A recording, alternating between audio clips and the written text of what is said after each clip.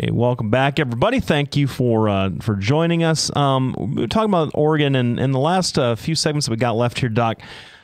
I think that I shouldn't even say rare. It's becoming more and more commonplace where we have some consensus on some of the stuff that we're talking about.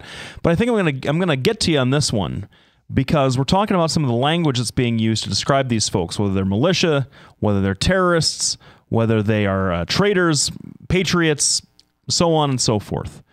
And I don't know, I mean, I assume that you have a particular viewpoint here, but what I am just really frustrated by with these folks, and it's the same people that were at, pointing guns at law enforcement down in Nevada, and they're, saying, hey, if you come in and get us in what would end up being a law enforcement action, we're going to defend ourselves. Now, we both understand that defending ourselves from police is dangerous, very dangerous, and we've seen another movement in this country that's been talking a lot about that. I don't think we have enough time to talk about the comparisons and the differences between Black Lives Matter, and that would be a show that get both of our blood boiling. That would be an interesting show to do. But what I really object to are these guys calling themselves patriots. In one sense, being a patriot is loving your country, and I'm not going to ever question that in anybody. But to take up what they have done effectively is they've taken up arms, and through their rhetoric said, we're taking up arms against the United States government that we don't believe is legitimate. That's not patriotism, man. That's not having a beef, protesting, having an election, using the democratic process. That's how we've set that up. The Constitution gives you a right to have a gun. We agree on that. It doesn't give you the right to own a gun, to use that gun against the United States of America. That's nothing. There's nothing in the Constitution that gives you that right. I'm not saying that it's treasonous. Treason is very well defined in both the Constitution and in the U.S. Code as somebody who levies war against the United States. These guys haven't done that. I'm not saying they haven't hurt anybody. They haven't done any violent act, but they're certainly not patriots. Well, the thing is, when we get back to how do you define a patriot? I mean, is Al-Qaeda patriotic for their defense of Afghanistan? All right. Are they terrorists? I think you and I both agree these people aren't terrorists. They haven't really done anything yet. Not yet. They're not advocating the overthrow of the government. What they're doing, kind of are.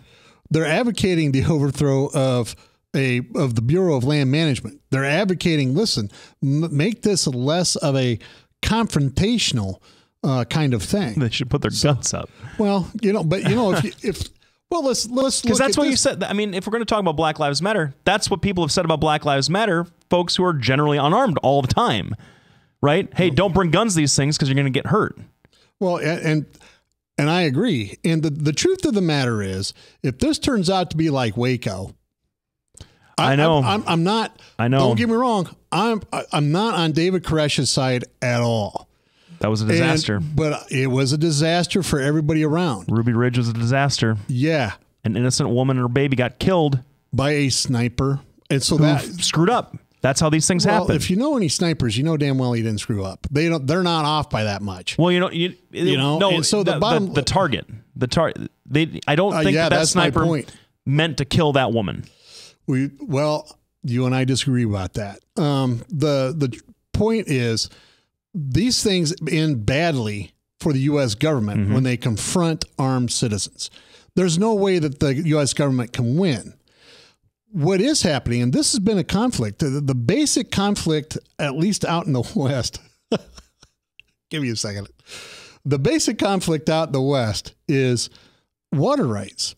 And there's also a mandate to try to increase the amount of natural cover, for lack of a better term, for wildlife. We want parks. I love Glacier National Park. I love Estes Park. But I'm going down to Tennessee in April. Oh, yeah, they got great parks down there. I'm going to do some Cumberland stuff. Yeah. But one of the dark side of these parks is the way they obtain the land. And how they do that is they gradually cut you off from everything else and then just wait till you die. That's exactly what's happening here. The Hammonds were forced to give right of first refusal to the BLM. So in other words, These people their kids can't even inherit this land. As soon as the old man Hammond dies, the land goes to BLM. They choke people off from their other lands. They choke people off from their water rights they have purchased. And and I'm not talking specifically about this. This has been going on since I worked for Senator Armstrong from Colorado. Mm-hmm. This is where I learned what the problems are with what the BLM does.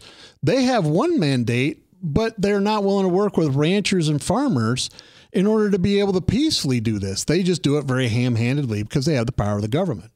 And so when you show up with these people that are armed, Waco proved that sometimes the government will go in. So did Ruby Ridge. Those things have taught the United States government a lesson, and that is it's going to be much better to try to change the laws and the regulations. I got no problem with that. I just have an issue with people that say that they are the authority, that they know the Constitution better than other people. Here's my question to you, though. So far, the president has ignored this. Just crazy people out in Oregon, right? What do you think about that? Well, that's how he typically responds to crises. He sits and he waits. And he figures out, and I don't know if he really figures out which way the political winds blow, but the bottom line is that's how he's handled every crisis. It's how he handled the Middle East. It's how he handled Syria. It's how he handled Libya. It's how he handles everything. That's what he does. Crisis comes up, he sits and he waits. Now, whether he's trying to be thoughtful or however you want to perceive it, that's what he does. So so he should have acted? Well, the thing is you don't want him to act in this, I don't think, right? The problem is that's why we pay him to be president. That's a cop-out. The bottom line is, if I were president, I would have said, hold on, let's sit down and have a beer, just like you did with other things. What is the problem here? Why is this going on? Because I think everybody can agree having to go back and serve even more time on a sentence on a charge that is at least 5 years old, right, is not right. You and I agree. I think that it's... I don't know. Let me go. The final minute here from Robert Henrich. And this is what I wanted to talk about. Native Americans did something similar with Alcatraz at one point after it was shut down. It was government-owned land, and my history book calls that a demonstration, even though they had to be forcibly removed by the government. Now, I am actually old enough to remember glimpses of this. They were upset because it was built on sacred land for them.